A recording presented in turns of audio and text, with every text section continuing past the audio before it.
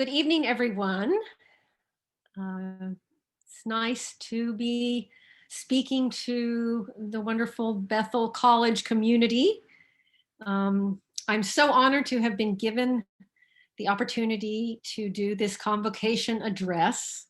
And I'm also very honored that you're reading Trauma and Grace as a faculty and as seniors in the basic issues of faith and life. I want to begin by also saying a thank you for the work of Peter Worthen, the chair of the Bible and Religion Department, for this invitation. And I want to let you know, more than anything, I'm looking forward to conversations with the students. This is the best part of any college event for me. Listening to what's on your mind and what's sparking your interest and your energy is fascinating and important to me. The future is yours, and you never fail to give me tremendous hope about that future, the future you will be building in the years and the decades ahead. My only frustration is that right now I can't see you in person, but alas, that is a frustration that even more painfully and deadly, it's a burden we carry as we all deal with this deadly pandemic sweeping relentlessly across our nation in seemingly endless waves. Please be safe and wear masks as an act of love and care for yourself and for your friends and your neighbors. So let me begin to say that I'm actually recording this video on Friday afternoon before the Monday on which you're hearing it. And I've just walked away from the news with the election still not called. But it looks like Biden will be the next president of the United States. By the time you listen to this, you will know more than I do right now, although it still may be in process. So patience. So I want to start my talk with a list of some of the positive things that I think that you are inheriting as the future generation from this election. This election is exciting to me because more people than ever in the history of our nation actually voted. People in record numbers either mailed in a ballot, voted early, or walked to the polls on Tuesday. And in order for democracy to flourish, we have to actively participate in it by voting. And we are moving in the right direction here. You have a nation that wants to vote. I should say also that we still have a long ways to go in terms of voter suppression by districting and access, and by virtue of the Electoral College, which favors rural and predominantly white states over the actual popular vote, which includes proportionately larger numbers of people of color, LGBTIQ people, and historically progressive votes. Secondly, what this election has shown us is that a good on-the-ground organizing effort can make a huge difference. It would be remiss not to say that the legacy of John Lewis, who reminded us that voting is sacred, and he asked us to vote like your life depended upon it, which in this election it does.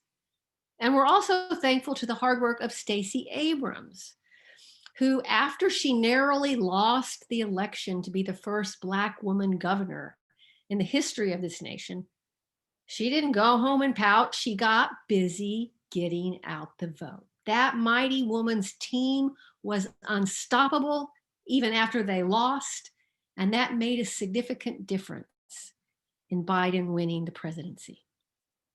And there are 2 Senate seats in Georgia still open for a special election in January. Good organizing may not just decide the presidency, but change the face of the Senate. The same holds true for Pennsylvania, where many of my friends and colleagues spent the last month doing door-to-door canvassing to get out the vote, to just talk to people. It made a difference. Thirdly, in so many local elections, especially at the mayoral level, people of color, women, Muslims, LGBTQI people have won and are stepping into seats of power in record numbers. And let us not forget, as I speak to you today, that the people of the United States have just elected as a presidential ticket a woman as vice president, a woman of color as vice president. The first woman and the first woman of color, the first person of color. This is historic. Breathe it in. Vice President Kamala Harris. More good news. Now, at last, we have in office a president who takes seriously the science around the deadly pandemic that is sweeping across our country, and we have a chance to slow it down and stop it. And we also have a president who listens to scientists about climate change and he will be able to take action to slow down the damage that is being done to our planet. I think another piece of good news in the midst of all of the chaos of this campaign is it's very clear what the American people agree on. They want health care, jobs. They want respect and dignity, a good education. And most importantly, they want the promise of a better future for their children. That's a lot to agree on. But now for the harder news, and you know this. The big blue wave that pollsters predicted did not come, and the election was by no means a mandate of any kind, especially on how to achieve what are these things that everybody agrees on. Indeed, in terms of votes, we are more divided than we've been any time since the Civil War. Maybe we are in a civil war of a different kind, because there's not just a little line between the sides. There is seemingly a canyon. And this canyon is now more starkly displayed than it was 4 years ago, because this time, no one was voting for what they abstractly hoped a candidate might do. People knew exactly who they were voting for and why. This was an eyes wide open election. The issues that divide us are, on the face of it, about reproductive choice, homosexuality, probably immigration, probably climate change. But I believe that it cuts even deeper than that. What we are seeing in this election very clearly displayed is two different dispositions living side by side in America. Now, why use the word disposition? I choose disposition very carefully. Our disposition describes our orientation towards the world and includes not just what we rationally think, but what we consciously or unconsciously feel about things. It includes what we want, what we desire, who we like, who we don't, what we revile, what we love. In the messy mix of all that we are, our disposition is that often ineffable mix that determines the actions that we take. Now, let me pause and say that in this deep stuff are buried many of the things that are hardest to talk about. Our nation is of a divided disposition, which means it's not just about policy, but it's about worldviews, values, love, hate, faith, vision, not vision.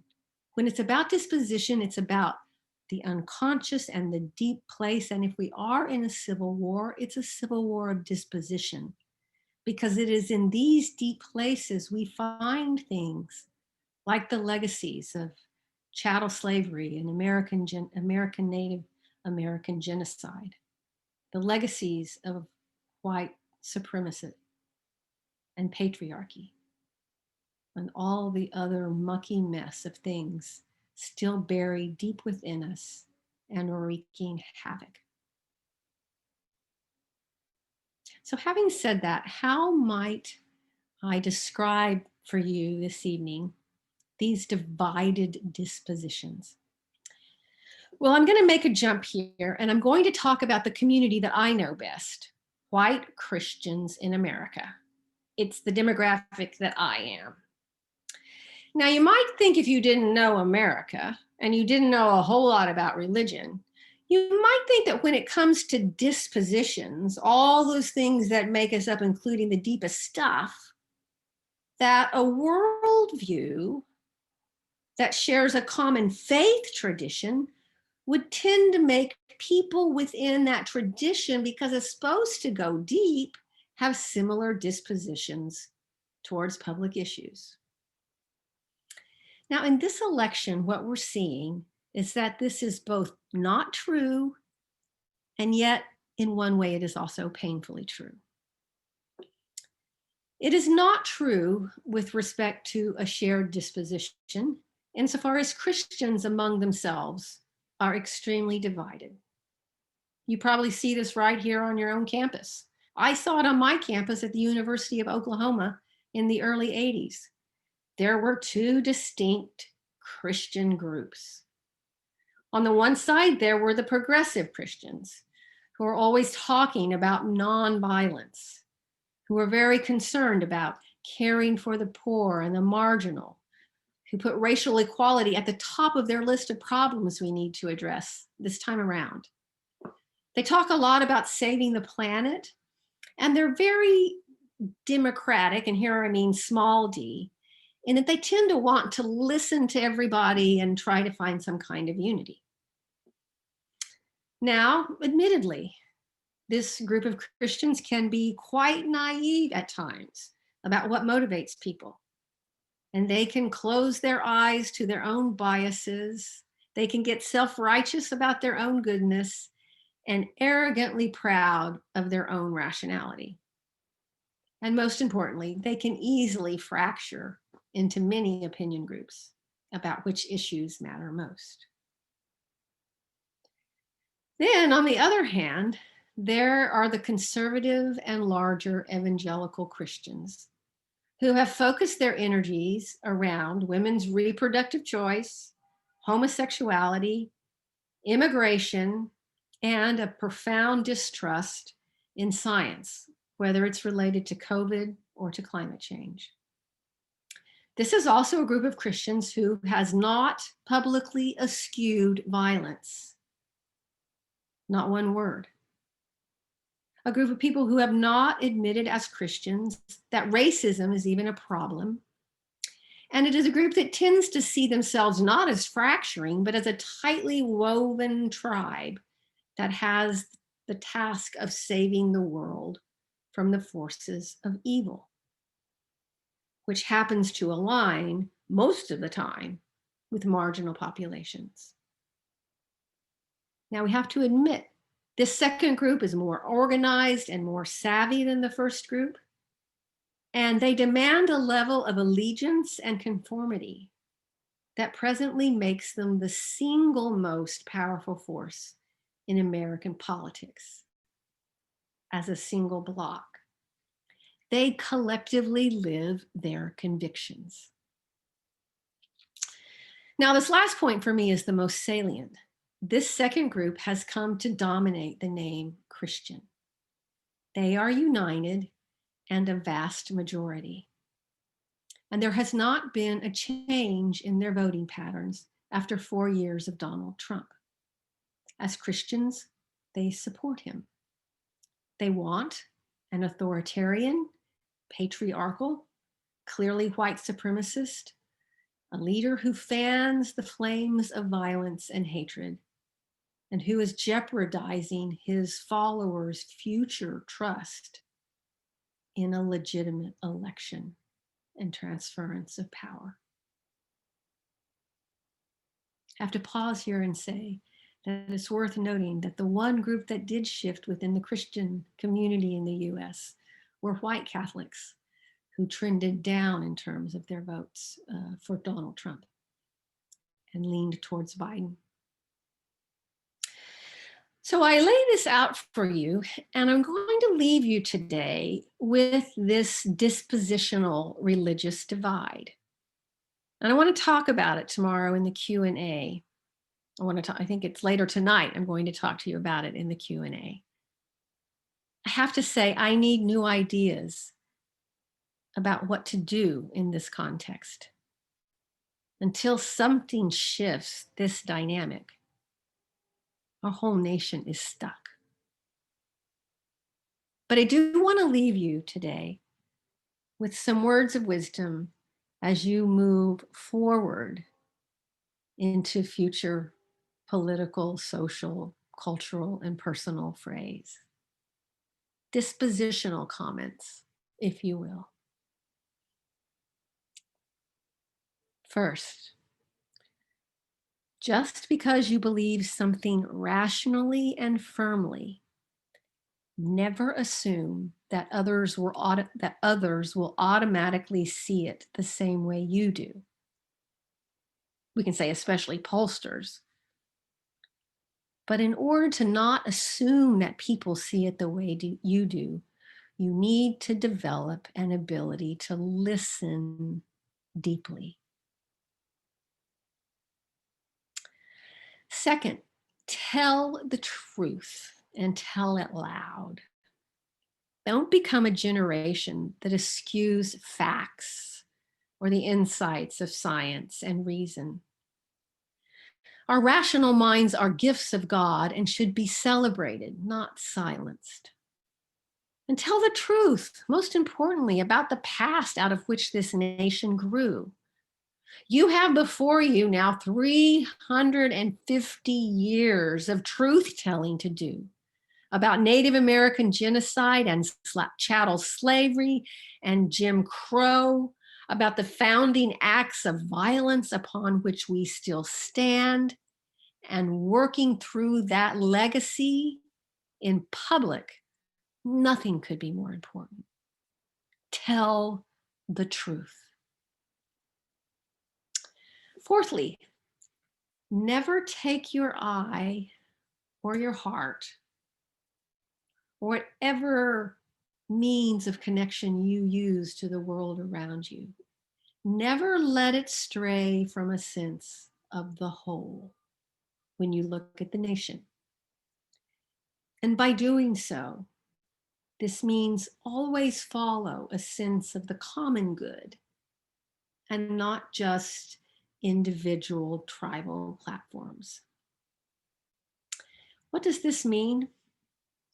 It means paying attention to the incarcerated, the sick, the poor, the very young, and the very old. It means paying attention to the immigrant, paying attention to the African American community, to immigrant Latinx people, to people of Asian descent, and to our blessed Native American brothers and sisters. This also includes the unemployed, the addicted, the depressed, the suicidal, and the homeless, those who have lost all hope and live in despair. And keep before you too our dying planet. It does not have a voice to speak for itself, but it talks to us nonetheless through forest fires and hurricanes. Listen to what it is saying. And think about what this whole collection of all that we are needs in order to flourish. Because it is only in thinking about the whole and what it needs that you will find out what it means for you to flourish. Fifth,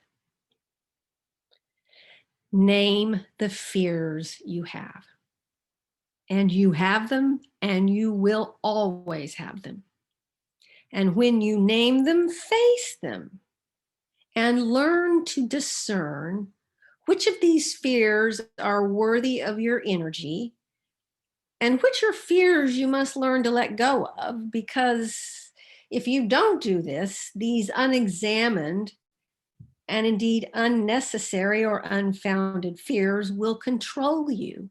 And I promise you, as we have seen in this election, there is no more dangerous weapon in this world than mobilized false fears.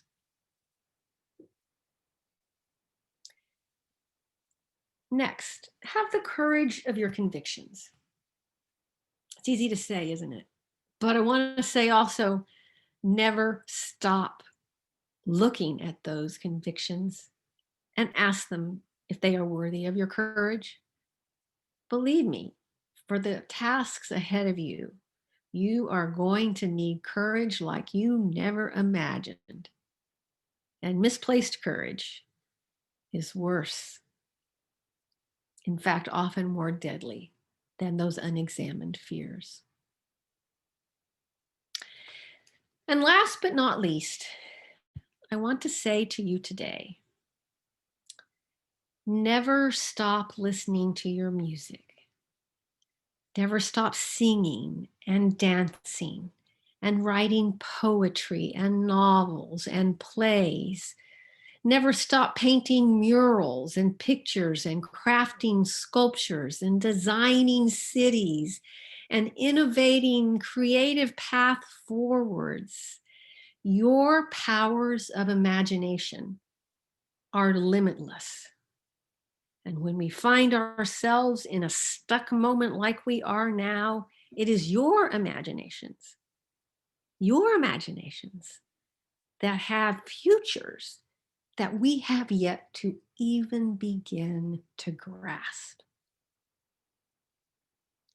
So now more than ever, in order to shift us forward, let your disposition be open, let your imagination unfurl, and let it reach out and wrap around and run through and open up this world that we inhabit now and the world that is yet to come. I believe in you. Thank you so much for listening to another Zoom message, and I look forward to our conversation. Good night.